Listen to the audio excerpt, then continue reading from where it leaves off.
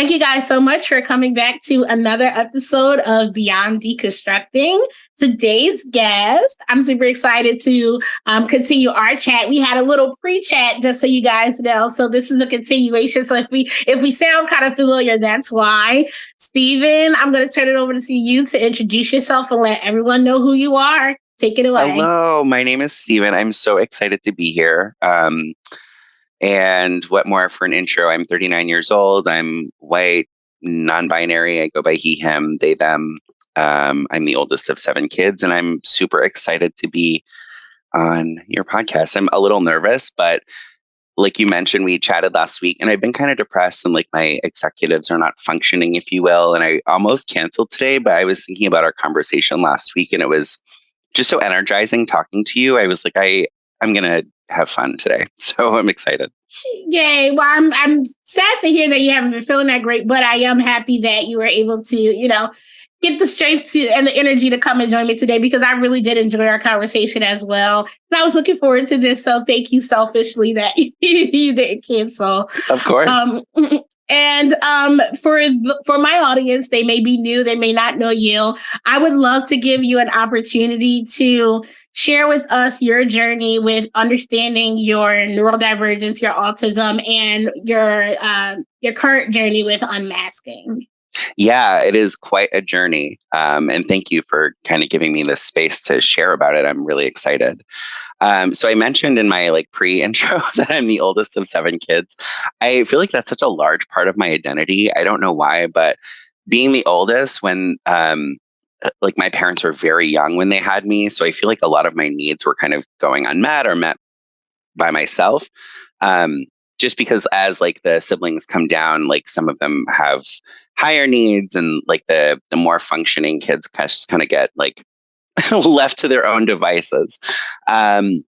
So I always did really well in school, but I never did any homework. We also grew up very religious, so any kind of talk of neurodivergence was kind of quashed at that level because we don't really believe in that. Mm-hmm. And it's really sad. I have there's a family member that I have who has a son who's really young, and I'm pretty sure he's on the autism spectrum just based on how he's developing. He's a toddler, but they brought him to church and have been praying over him instead of pursuing doctors. So that's kind of the space where I come from. Also very poor. I've been complaining about capitalism for, I don't know, the past 2 years. I've hated capitalism for as long as I've known what it was, but I've really been shouting from the rooftops about how awful it is, because I'm in this space where I lost my job recently. And of course, this is me, so I'm self-centered. But being poor, it's really hard to access help, even a diagnosis or treatment or even education about some of the symptoms I've been experiencing. You know what I mean? So mm-hmm. Growing up, I knew that I was different. I always felt very left out. And my response to that was kind of to withdraw. And so I have always been kind of depressed, and that's been my primary diagnosis for my entire life. So growing up religious and poor, we didn't have any experience with going to college or what happens after high school. So I also am terrified of asking for help for anything. I don't want you to think that I don't know things, and I'm definitely working on that now. I found it's okay to not know things, because you can ask and learn them, and then you know them, and it's great. So all that to say, I went to a college that if I had to do it over again, I probably would not have gone there. It was a college that I knew through my church. And I ended up getting kicked out after 3 years for being gay. So being gay is part of my identity as well. I am cisgender or non-binary. I'm still trying to figure out what that looks like for me. But anyway, being in college was very difficult because it's more self-paced, and I never did any homework. I'm really awful at structuring my own time, making sure that I get all the things done that I need to get done. Really bad with putting things off, the procrastination. And in college, you don't have teachers who are being well, I know you're really smart. You're just not trying your hardest. So I'm going to pass you even though you didn't do that homework. And that's kind of been my life, is just being like grandfathered in, because people are like, well, I can tell that you are smart and you know what you're doing, but you just are lazy and you don't do the homework. Oh my God, I'm lazy. I've been called lazy my entire life. Oh my goodness. So then really I kind of struggled. I left school. I'm still trying to finish my bachelor's degree almost 20 years later. And I just started working and being in a corporate space. That's kind of where I spent most of my adult life. And I've always felt like everybody around me has received some kind of script, like we're in a play, and I just didn't get it. And so I'm having to like improv, and I don't know the rules that they're following. And so sometimes like the lines that I throw out there aren't right. And so I've kind of always struggled with that. But I have been super high masking, and I pick up on the rules fairly quickly. And so, I mean, obviously there's always the ones that like, I think I'm like doing what I'm supposed to be doing, and then I get dinged by like, oh, I didn't know I wasn't supposed to say that thing to that person. So my corporate life, I feel like that's been like the majority of. We spend so much of our lives working that like that's most of my experiences at work, like with learning who I am and how I operate, how I function, what I need to function. And so most recently, 2021. So I've been saying last year, but now we are in a new year. So it's 2 years ago, I found myself in this job where I was working full-time remote. During the pandemic, I was struggling with depression, with executive dysfunction. And I have tried a lot of different things for depression. I've been on pretty much every antidepressant, and I never seem to have really any relief. Like it's okay for a little while. And in retrospect, I think when I first start the medication, I'm usually hopeful that, hey, this thing's going to work out. And so that will naturally like lift the depression a little bit, but it's not the meds. And so then they just stop working because it's like, it's me and my mood and my, so I've always struggled with that. So I was so depressed that I decided I've done intensive outpatient programs. I've never been inpatient. That's terrifying to me. Maybe I should be at some point. I don't know. But so in the fall of 2021, I took a FMLA from work to do ECT. And I know you and I talked about that, but just in case anybody's unfamiliar with ECT, it stands for electroconvulsive therapy. And it's for severe depression. And basically, they induce a seizure by introducing electricity to the brain. They put you under for the thing, and supposedly the seizures are supposed to help with depression. And they found it very effective for some people. It wasn't as effective for me. I found it was helpful in kind of snapping me out of the executive dysfunction and getting me moving again, but it didn't really improve my mood that much. But I couldn't work. I couldn't drive. So I was just had a lot of free time on my hands, and I turned to TikTok.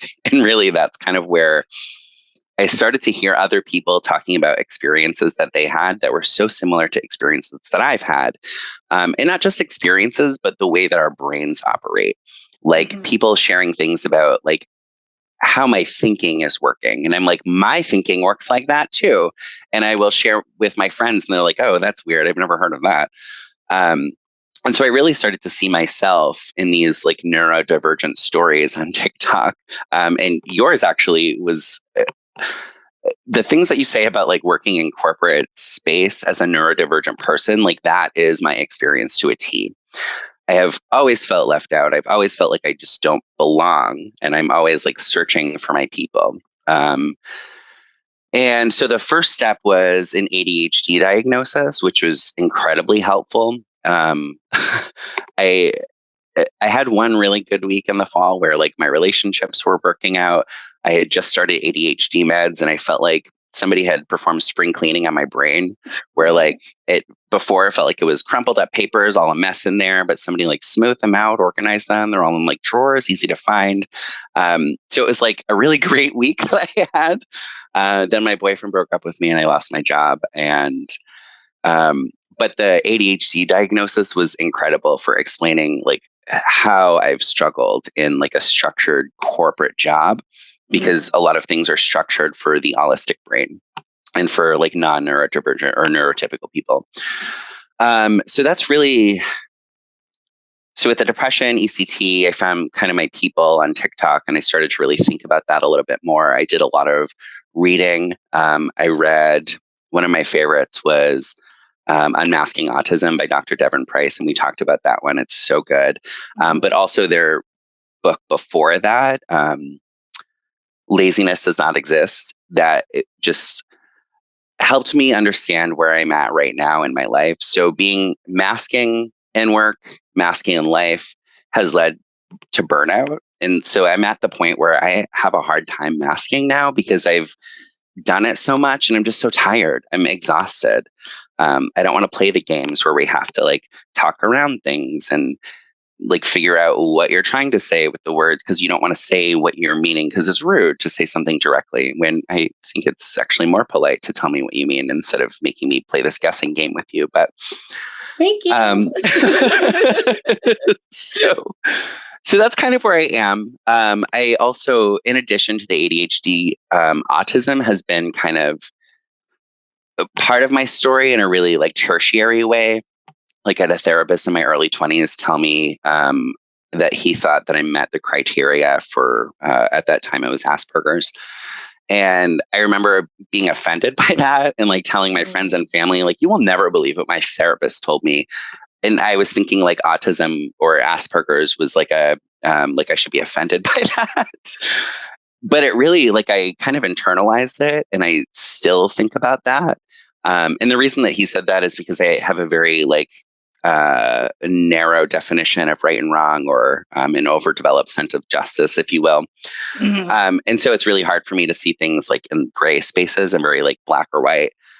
Even when I'm trying to like think through, like, things are not actually black and white. There are gray spaces. Somehow the gray spaces end up getting categorized as like black or white in my head because it's so hard to move away from that. Yeah.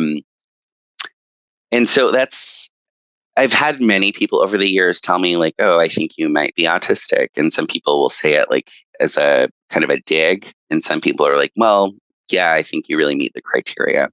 And actually this past weekend, I spent some time with my sister and we were kind of reminiscing about, she's 18 months younger than me. So she's like the next one down in the seven. And we lived together in our 20s. We would party a lot. And we were kind of reminiscing the other night about like what that was like. And some of the things that she was saying, I was like, yeah, I should have really seen that. Like, she was like, you really didn't have a filter. You would just like say things to people. And like, I've learned to have a filter since then, but it's just really funny to look back and be like, oh yeah, that was my neurodivergence. Like, so yeah, I mean, that's where I am. And currently, like, unmasking, I'm kind of looking for work. And I've been having a really hard time because it's just really hard to get a job out there, especially for a neurodivergent person who may not feel comfortable going to the office every day or working like a set 9 to 5 shift. And the hardest thing for me is that some of the structure around having a job in corporate life is arbitrary. It's completely arbitrary. Like, for my job, you don't need me in there at 9 a.m. I could be there at 11 and nobody would know the difference. But because everybody else gets in there at 9, we all have to get there at 9. And that's just a silly example. But like, I just want someone to tell me, why are we doing this? And in the past, usually when I ask those questions, the answer is, well, that's how we've always done it. And that to me is not a good answer. It's not. Yeah, so that's kind of where I am. Still struggling with like unmasking and trying to figure out my identity. And I have the ADHD diagnosis. I was just talking to a friend recently too about this podcast, and I was like really excited. And I am self-diagnosed as on the autism spectrum. I consider myself high masking. I don't love the term Asperger's, but if that were still like in use, I think that would describe me. And my friend was like, well, the point of diagnosis is that a professional is telling you. And I was like, well, self-diagnosis is valid. Like, I know my brain better than a doctor would. If I'm talking to a doctor, they only know like the mask that I'm putting on. They know the answers that I'm giving them. They don't understand the process in my brain that's coming up with those answers. And like the process, that to me is what makes you like neurodivergent, is how your brain is actually working. So I've practiced for almost 40 years to like, I've seen other people being asked questions and they come out with the answer. So the mechanism in my brain is wired to like come out with that same answer to like fit in. And so like being diagnosed is a little weird. So this is my best friend, but he was like, he just doesn't agree with the diagnosis and was like, it's a lot of balls to go on a podcast for neurodivergent people. Wow. Yeah. And I talk about that because it's not like other like physical ailments, although even there's a lot of medical gaslighting for like physical disabilities and ailments as well. Right. And it's just like a really like ableist and kind of privileged point of view to think that like medicine is the ultimate authority, especially in a capitalistic society where to get a diagnosis, you have to have money, you have to have like connections to the right providers and all of that good stuff. So yeah. Wow. it's a process. Absolutely a process. And oh my goodness, I thank you for sharing with my audience your story. I know you alluded to we've spoken before, and obviously we follow each other on TikTok, so I know a little bit about your story. And the whole time I'm always just sitting there like, oh my God, did we live parallel lives? Yes. Like especially when it comes to like the work environment. And you touched on so many great things, especially when it comes to like capitalism and our society and how our society disables us in a lot of ways. Like if you don't have a job, you don't have insurance. And if you don't have insurance, you don't even have a chance of getting a diagnosis if you wanted to get one. And then even if you tick off those first three boxes, if you are like you and I, people who have been masking for over 30 years, it's so hard to drop that mask, especially when you are in situations where you don't feel safe, you don't feel comfortable, you don't know what's going on. It's this automatic kind of trauma response to fall back into the habits of not being true to ourselves. And so I don't envy you at all with looking for work. This is something that I haven't really announced yet, but to everyone, I just quit my job. And I am not looking for work immediately because firstly, I need time to actually decompress after all of this. But also, I don't think I could ever go back to working in a traditional corporate structure. Everything about it, from the hierarchical nature to the things we just do because we do it, don't make any sense. They are illogical and they are only there because they perpetuate a system. And I'm just like, why? I'm such a big why person. I need to know the why behind the what. And that got me in trouble so many times. I'm sure you can speak to this, like, and you kind of touched on it already. Like, as soon as you ask that one little question, why, all of a sudden, you're a troublemaker, you're a dissenter, you don't know how to fall in line, you don't know how to be a team player. Team player, that's the thing. And like, I've recently noticed I've been struggling with some sensory issues too. Like, I remember getting kind of a not great performance review. And my boss was like, well, when we're in meetings, you're usually like on your computer, you're not engaged with the rest of the team. And like, you're kind of apart from us. And it was weird to get that feedback because I was like, I feel like I'm part of the team when I'm in meetings. And if I'm on my computer, I'm like taking notes for the team or like researching something that someone just brought up to see like the feasibility of that great idea I loved. And so it's just like picking up arbitrary things to judge your performance based on, but it's not judging the output. And what drives me crazy is that it seems like a lie to me that we are in a meritocracy. And a lot of people have bought that lie. Like, if I work hard, if I do what I'm supposed to do, I will be the CEO. And I've met a lot of CEOs, and some of them are kind of dumb. And I don't think, you know what I mean? Like, not everybody that's in a position of power has earned that position. But that's the idea that we all have, that they did earn it. And then if we worked hard, we could earn that too. And it's just not true.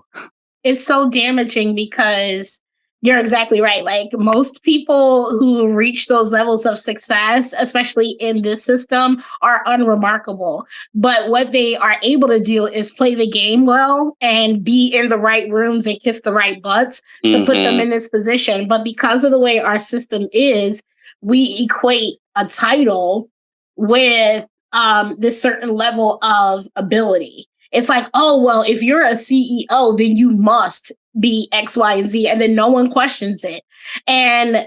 But then when someone like us questions it, that's why we're seen as such a threat, and we make people so uncomfortable because they're like, why are you questioning it? And then it's like, you're questioning why I'm questioning it, as opposed to just answering the question. Me asking this question isn't the problem. The problem is the thing that was highlighted by me asking this question. But that makes you uncomfortable. And that disrupts the system that everyone knows. Like, you were going back to the script that everyone got. But the part of the script that you're not supposed to say is that you're not supposed to say. It's kind of like Fight Club. Like, the first rule of Fight Club is that there is no Fight Club, or you don't talk about Fight Club. So that's like the neurotypical thing. Is like the first rule of being a neurotypical is we don't talk about all of these dumb rules that we all follow and adhere and make everyone adhere to. It's ridiculous. Yeah. And just the like upholding of social constructs, like your title is imaginary. That doesn't it doesn't match up to like a tangible object. We all just decided, okay,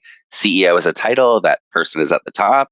And it doesn't mean they have the best ideas. It just means that we all decided to, like, it's like money. And here I go on my anti-capitalism rant. Go ahead, bring it on. It's like we build our lives around this imaginary thing that we all just agree holds value. But like, hey, when the economy collapses, where are we going to be? Like, that number on your bank account screen doesn't mean anything. Absolutely. It is all arbitrary. That's the whole inspiration behind my name, Deconstructing Neuro, is because I realized that all of this is a construct and we need to deconstruct it. And there's multi-layers to it. There's, like, we touched on masking. We can touch on intersectionality, being queer, me being a woman, me being a person of color, like all of those things, like, add even more layers to where we fall within this, like, hierarchical system that really is arbitrary. And for me, the biggest thing, like you kind of mentioned with my earlier stuff, was a lot of me complaining about my office life.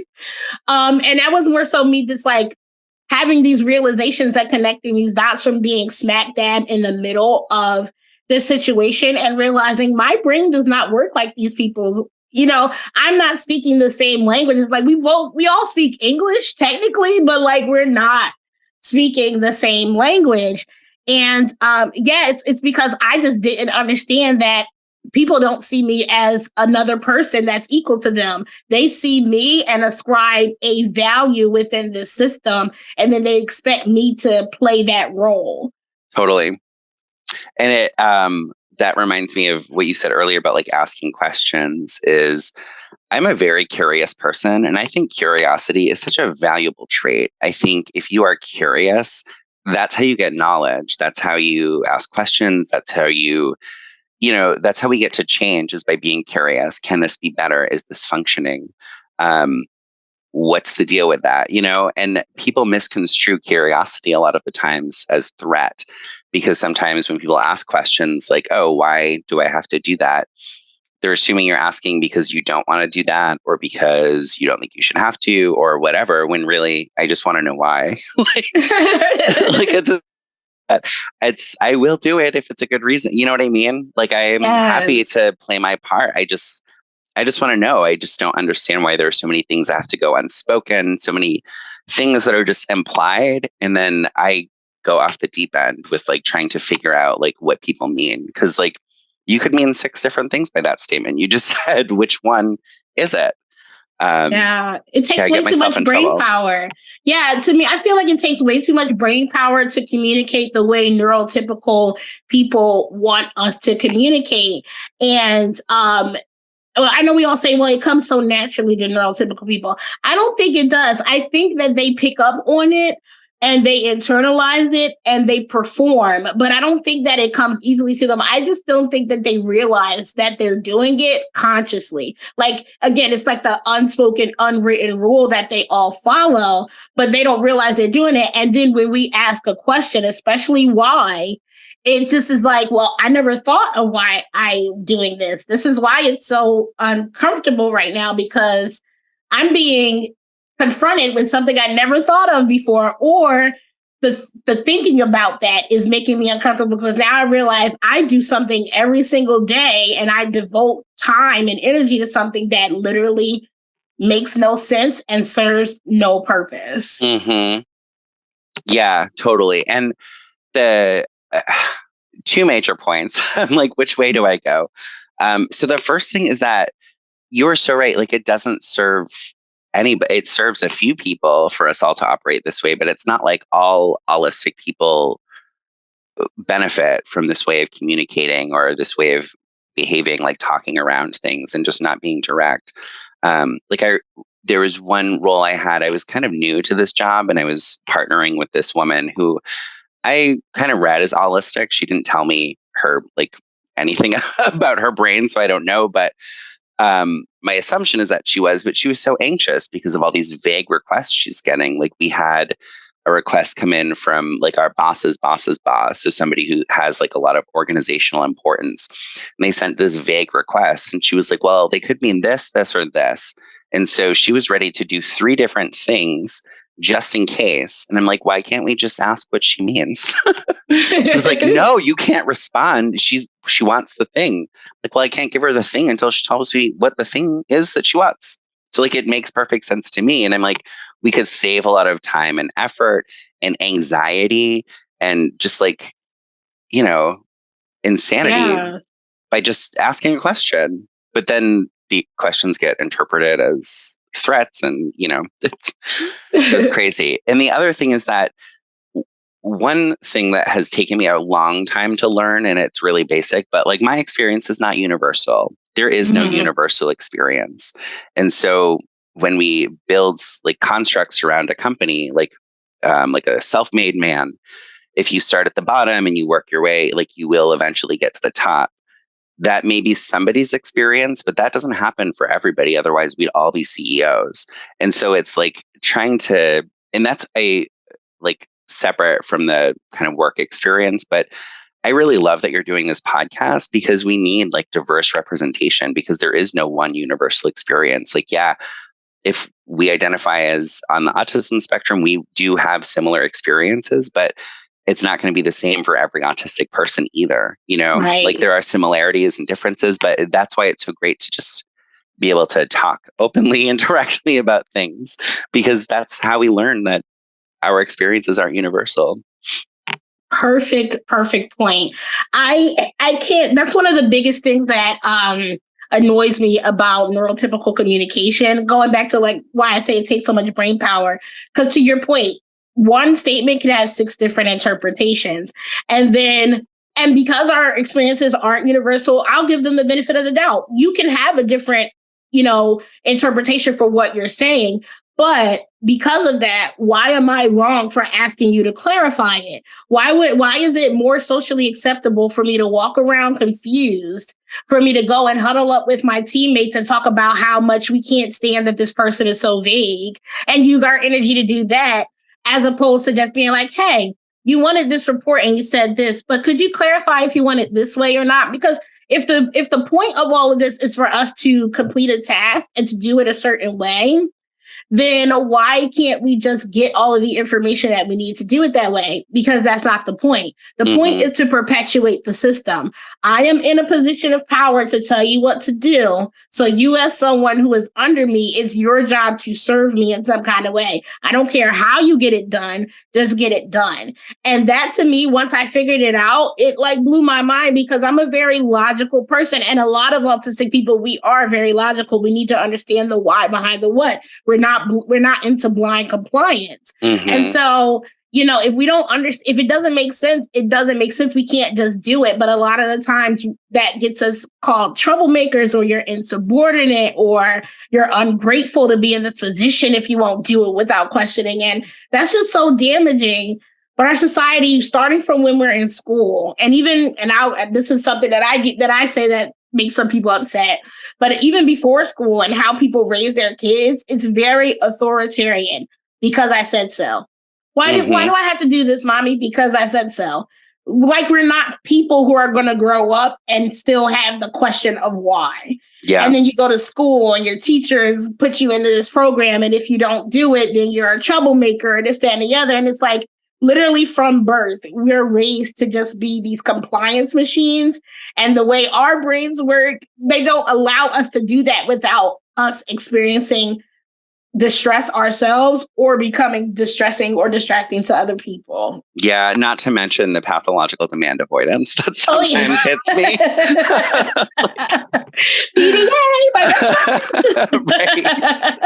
Right. Yeah. Oh, you're triggering a lot of my big button issues. Like I'm also an abolitionist.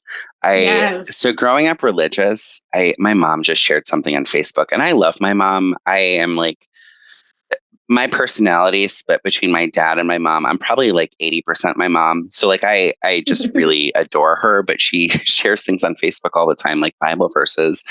I don't remember what she shared the other day, but it was about like, getting free of punishment, or like punishment was the lines. And my like vision for a perfect society is individuals who are intelligent, who are curious, who are critical thinkers, who question things, who avoid harming each other. And when we do harm each other, we try to repair the harm and learn from it and not harm people in those same ways again. So for me, punishment doesn't accomplish that. Being punished teaches us to be compliant just to avoid punishment. And it only teaches us to be compliant to avoid punishment. Because if you think about like things that you weren't allowed to do that your parents would punish you for, it's not that I learned not to do those things. It's that I learned not to let them know that I was doing those things just to avoid the punishment. And so we built a society around punishing people, and it's not about avoiding harm. People who are being punished are being harmed for harm that they committed.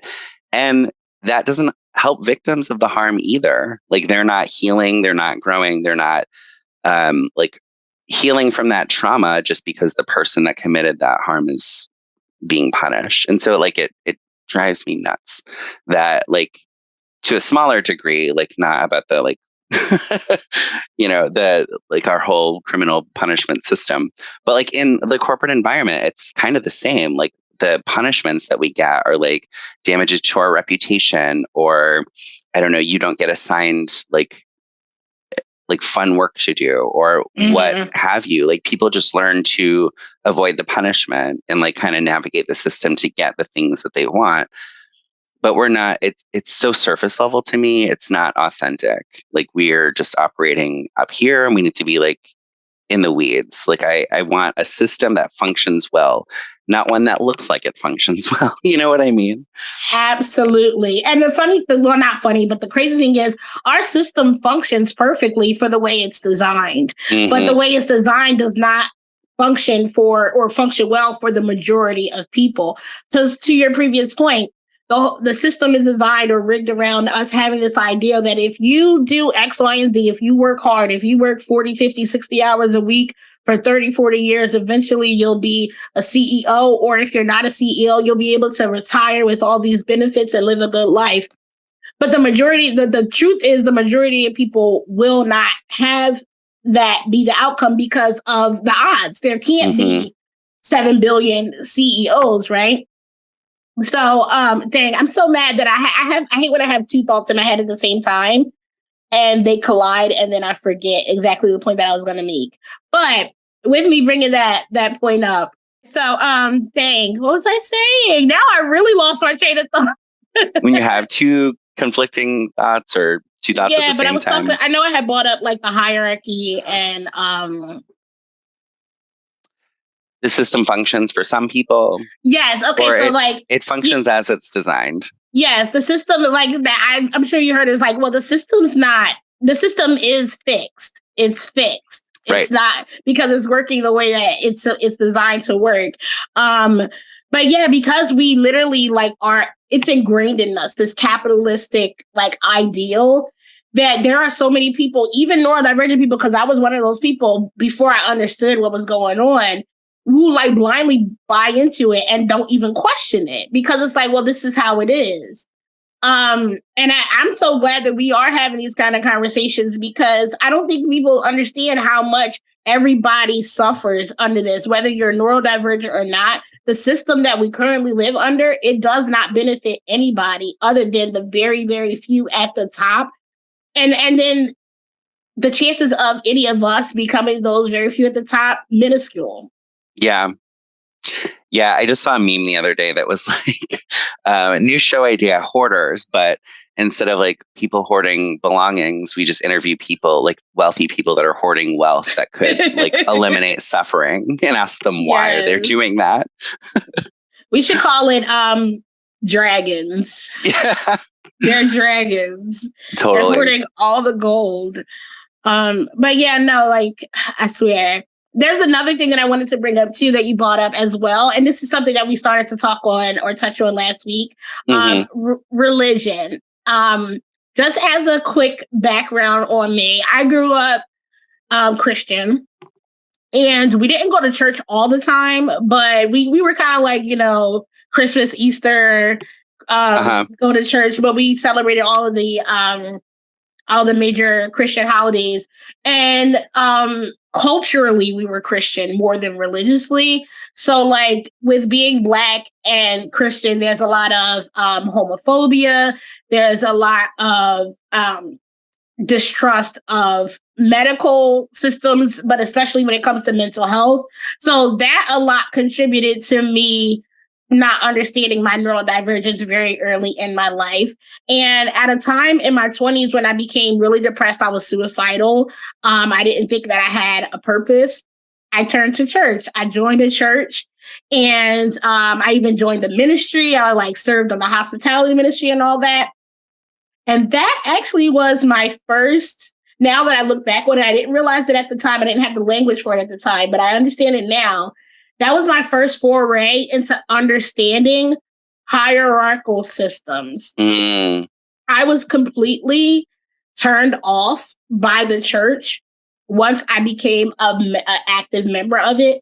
And I saw they treated the pastors like celebrities. And then if you were the first lady, you were kind of a celebrity too. And then if you were the leader of a ministry, it was like this hierarchy thing. And then like, even though there were some people I didn't like or gravitate toward as like someone that I would actually hang out with, I was expected to do certain things for them or to be enamored by them in some kind of way.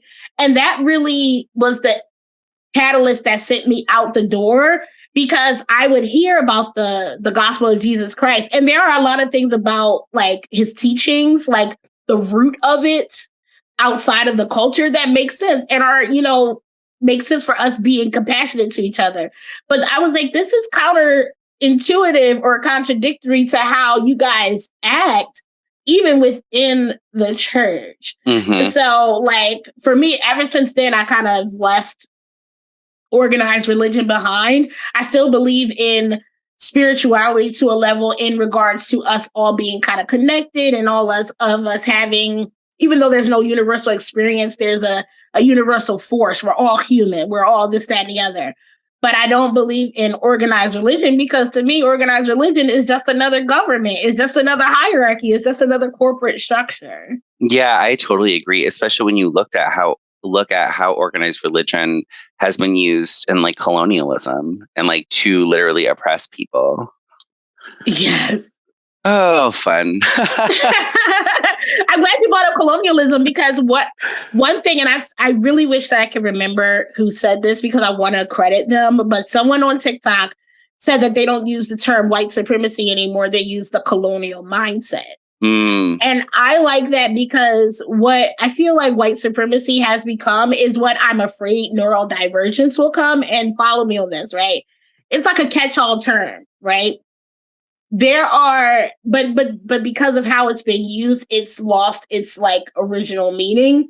And it also doesn't fully encompass what's actually going on. So, like, yeah, I am a neurodivergent person, but that's too broad of a term and it doesn't fully encompass what I'm saying. White supremacy kind of sounds like it excludes white people from being victims, but it doesn't. Like, there are so many, like, unless you are a affluent, cishet white male, white supremacy doesn't benefit you in any way. If you diverge from that very narrow way of being, you are also a victim of the colonial mindset, which is predicated on perfectionism, capitalism, all of the isms. Yeah. I love that, like, reframing, because I think a lot of people who do want change kind of lack the imagination to see what change could be. Like, they picture the same system, but just with different people in power. But that's the same system. Like, if things were flipped, and like people who are now marginalized had the power, I think a lot of, like, just to digress quickly, I think a lot of white people are afraid that if the situation were reversed, they're kind of afraid of like being enslaved by angry Black people.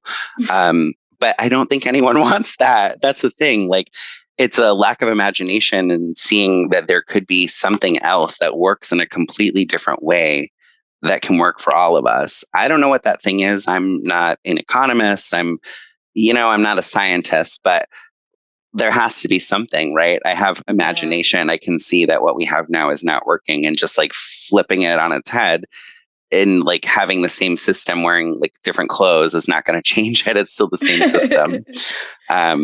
Which kind of leads me to, I have been writing notes because I didn't want to like lose thoughts. I know you love pattern recognition. And that's something like a lot of people kind of lack the imagination and the pattern recognition to see like what you're proposing actually is the same thing. Like, you think it sounds different, but it follows that same pattern. Absolutely. Oh, fun. No, but that's so funny that you bring that up, because earlier you were talking about how people would kind of jokingly say, oh, you may be Aspie because you have this very black and white way of thinking. But that's kind of what neurotypicals do, because they are like this, like everything is prescripted, everything is assumed. So they assume it's only X, Y, and Z. What I thought of while you were saying that was in 2016, when Bernie Sanders was running for president, everybody kept saying that he was crazy and he was this, that, and the other, simply because he was proposing things that were outside of the binary that we were already used to. But the reason why he was such a threat, and the reason why everyone came, both sides came together to quash him, was because he was asking the question of why are we doing things this way, and then answering it by saying we don't have to do it this way just because it was done X, Y, and Z. And everyone called him crazy, and they were like, oh, crazy Bernie, he's trying to do something impossible. Just because it hasn't been done before, it doesn't mean it's impossible. It just means that, like you said, you lack the imagination, you lack the capacity to see beyond the construct the way that it is. And yes, there are some people out there with very fringe beliefs that are based off of nothing, but I would say most people who have these, theories or challenges to the status quo are not these crazy crackpots that people are saying we are, but rather we have the ability to connect the dots, see that what you're proposing is just a, same shit, different toilet. And we're proposing something that actually would work if you would like rub two brain cells together for 2 seconds and just like have a little bit of imagination. Yeah, totally. Yeah, and imagine what we could accomplish if we were like open-minded and like, humored people's imaginations. We'll take a little bit of your imagination, put it with this other idea here. Like, and when you said like white supremacy paints white people as like not harmed by it, I have to tell you, like, my entire life, I mean, and this kind of comes from my neurodivergence too, is feeling like on the fringe or never part of, like, I long for community. And I feel like kind of white supremacy, capitalism, like that's robbed us of community. A lot of us, especially white folks who really focus on that. If you work hard, you'll climb the corporate ladder, you'll reach the top someday. It's very individualistic. It's very, I achieved this by myself. And nobody achieves anything on their own. We just choose which help we, recognize. My parents don't have any money. And so someone my age who has a college degree and they worked their way up and never borrowed anything from their parents. Sure. But did you go into college with debt already before your student loans? Right. Exactly. Just we all have value. And I just wish that we lived in a place where we took care of each other beyond people who, beyond their relationship to me. Because I feel like a lot of people, and this, I have been thinking a lot about this ever since I saw that meme about the hoarders, about people who are hoarding wealth, because people hoard wealth because they want to take care of their families. They want to leave legacies for their families. But why does someone have to be related to you to be cared for by you? Yeah. And we could all win this zero sum mentality of white supremacy too, that drives individualism. For me to win, someone else has to lose. And that is ridiculous. There's enough out there for all of us. Absolutely. And that false dichotomy of, well, if I want to win, someone else has to lose, keeps us fighting each other and not realizing that we're doing the work of our oppressors for them. Because if we keep focusing on the ways that we're different, people are infinitely different. And all of those things don't really matter as much as the ways that we're all the same. We all need food. We all need shelter. We all need community and a place of belonging. That's it. And those are the most important things. Everything else about us, the ways that we're different, all that does is make the tapestry of humanity more beautiful and allows you to find your tribe, whether they look like you or not. But it doesn't, at the end of the day, mean anything. How you worship, if you worship, how you vote, who you love, none of those things matter at an intrinsic level, but we're so focused on them that literally wars are started over people's beliefs.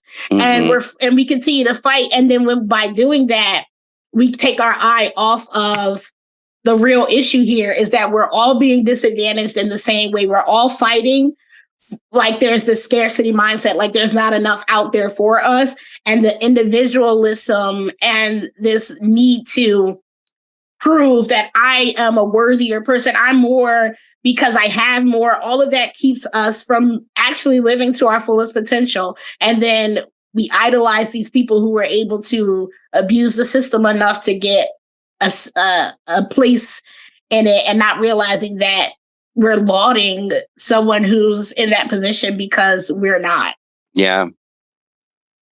Yeah. And because they are in that position, we have convinced ourselves we might get there too someday.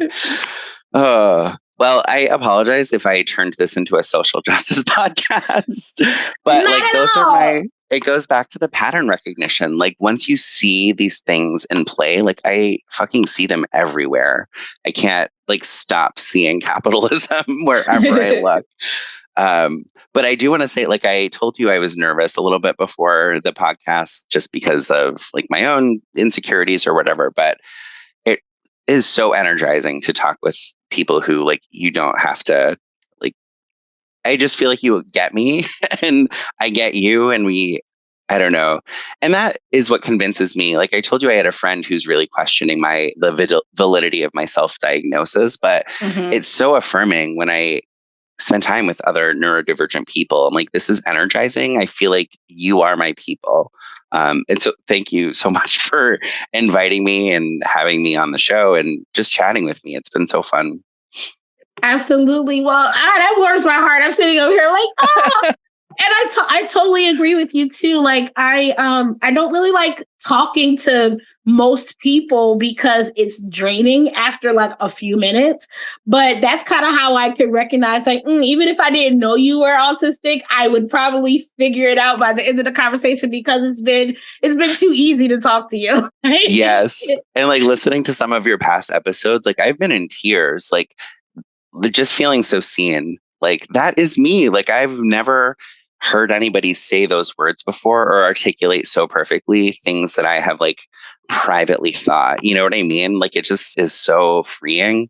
It's refreshing. It's affirming. I just love it. Me too. I love it too. This has been so fun, and I would love. I'm gonna be chatting with you again soon. Yeah, absolutely. Absolutely. But what I would like to do before we go is I'd like to give you an opportunity. If you have any closing words or any like words of encouragement or anything that you like lessons learned, whatever you'd like to leave my audience with, here's your time. Here's your time. You know what? I would like to leave just on the self-diagnosis, like validity. That's what I want the main takeaway to be. I mean, the main takeaway is like stop capitalism and use your imagination and come up with something better and just communicate directly. But, you know, if you have listeners that are like relating to things that we're talking about and are worried about self-diagnosis, it totally is valid. Like no one understands your brain better than you. And through TikTok, and actually one of the most like important TikToks to me that I saw was there's a student at Columbia who kind of talked through the DSM, like the diagnostic criteria for autism, and provided like real world examples of what that might look like for you if you're not, you know, a straight white boy who likes trains. And like it was so helpful. And every single one, I was like, yep, no, that fits me. Yes, that fits me. And I one time commented on one of her videos asking, like, how common is it for people to kind of identify as autistic and find out that they don't meet their criteria? And she was a little like hesitant to answer because she was worried that I was like maybe coming after people. And so I explained, like, I was asking for myself, and she was like, that never happens. People who diagnose themselves, if you think you're autistic, you are probably autistic. And it's just like we suffer so much from the limited representation, from just seeing ourselves in such a narrow scope. We're everywhere and we are diverse. Some of us struggle with things that others don't. Like I have mentioned, like sensory issues have been a big thing, like loud spaces, bright spaces. I have a hard time, but not everybody does.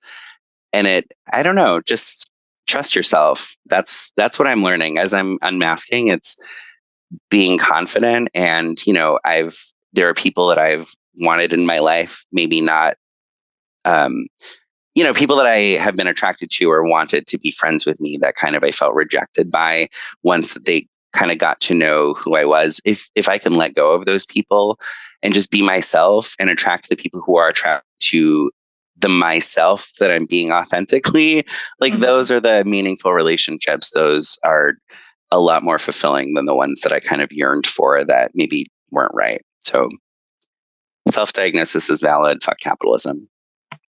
Amen and amen. I'm right there with you. Thank you again so much, Stephen. I love speaking with you. And thank you guys so much for joining. I really hope you enjoyed this episode. And I will see you next time.